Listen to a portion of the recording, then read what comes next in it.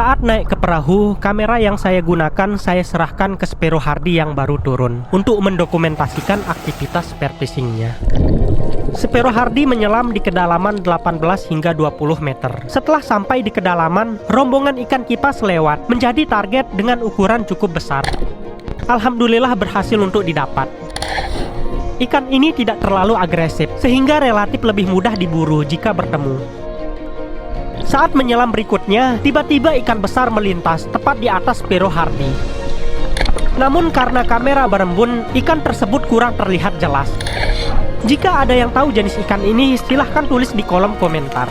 Dari sudut kamera lain milik Spero Jack, setelah menunggu ikan cukup lama, seekor ikan kerapu terlihat di balik karang.